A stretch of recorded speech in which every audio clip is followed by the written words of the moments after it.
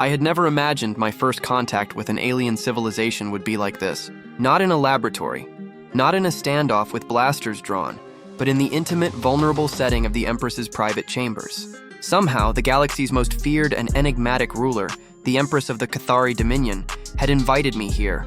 And now, under the soft glow of bioluminescent crystals, I realized the stakes were far higher than diplomatic protocol or interstellar politics. The Cathari Empire was renowned for its ruthlessness. Across 3 star systems, their fleet of sleek obsidian warships had dominated rival factions. Their technology was centuries ahead of humanity, their tactics near impossible to anticipate. And at the apex of this empire was her, the Empress, Jira. Rumors described her as cold, calculating, and merciless. But all those stories were shattered the moment I stepped into her presence. She was taller than any human, her form graceful yet commanding. Her skin shimmered like liquid silver under the ambient light, and her eyes, large, iridescent, impossibly deep, seemed to pierce straight through my thoughts. There was a strange magnetism to her, something both terrifying and intoxicating. I had been brought here under the guise of negotiation, an ambassador between our species, but it was quickly clear this was no ordinary meeting. Jira studied me silently, her long fingers drumming lightly against the polished surface of her chamber.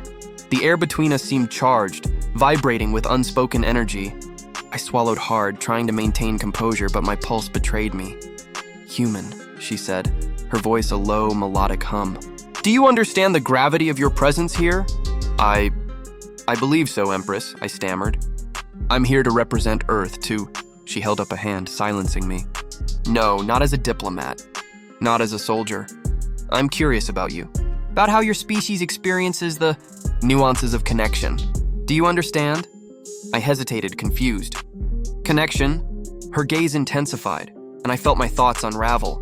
"Yes," she said, stepping closer. Her presence alone made the room feel smaller, tighter, suffused with tension. We Cathari are capable of sensing energy, not just physical energy, but emotional resonance. Your species is primitive, but you have something unique, something raw. Before I could process her words, she reached out. Her hand hovered near mine, and I felt a pulse, almost like static electricity, that made the hairs on my arms stand on end. "Let me see. Let me feel," she murmured. Instinctively, I allowed her to guide me. Our fingers brushed, then intertwined, and the world shifted. A warmth radiated from her touch, not just physical, but deep, intensely deep, stirring emotions I didn't know I possessed. It was intoxicating, overwhelming. "Do you feel it?" she whispered. "Yes," I breathed, though the sensation defied description. It was as if her touch could read my memories, my fears, and my desires, all in one seamless pulse. My rational mind screamed that I should stop, that I shouldn't be allowing myself to be so exposed. But the part of me that I didn't fully understand, human, impulsive, alive, wanted to explore, to continue. She leaned closer. Her breath, alien yet strangely familiar, caressed my cheek. I could hear her heartbeat, or what I assumed was her heartbeat, syncing with mine. My skin tingled where hers hovered over it, and then she shuddered. A low, involuntary tremor that traveled through her entire body. I froze, her eyes dark and luminous locked onto mine. "Don't stop!" she gasped. I blinked, taken aback. What do you mean?" "Touch me," she whispered, voice trembling, almost fragile. "I want to feel everything." It was impossible to describe what came next. Our contact was no longer just physical, it was psychic, emotional, even spiritual. Each gesture, each subtle motion of our fingers sent cascades of energy through us both. The crystals in the chamber flickered in response, bathing the room in shifting colors, reflecting the intensity of our bond. I explored slowly, reverently. Her skin felt like cool metal warmed by sunlight, her pulse syncing with mine in a rhythm that was almost hypnotic. I could sense her memories, glimpses of battles, victories, betrayals, all the weight of her empire resting in the curve of her spine, the tension in her shoulders. And yet, despite her power, despite the fearsome reputation, there was vulnerability here, a side of Zira that none of her subjects had ever seen. "I never thought a human could awaken this in me," she admitted, voice trembling. "I am meant to command armies, to conquer, not to—" She trailed off, shuddering again. "Not to feel?" I offered quietly. "Yes," she whispered. "Not to feel. But with you, everything is different." Her honesty, raw and unguarded, sent a jolt through me. I realized in that moment that what we were sharing was unprecedented. It was more than intimacy. It was a bridge between species, a connection that defied the politics and the wars.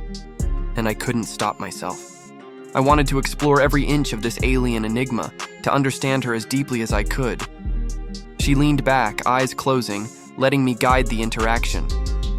My hands moved over her in a mixture of awe and fascination, learning the subtle nuances of Cathari physiology. She gasped, shuddered, and whispered encouragement, her body responding in ways both foreign and familiar. Every reaction was a revelation, every sigh a window into her experiences and desires. Time lost meaning, minutes stretched into hours, and the room became a universe of its own. The Empress, who had ruled with iron and intellect, was now a creature of sensation and emotion. And I, a simple human, was both witness and participant in her awakening.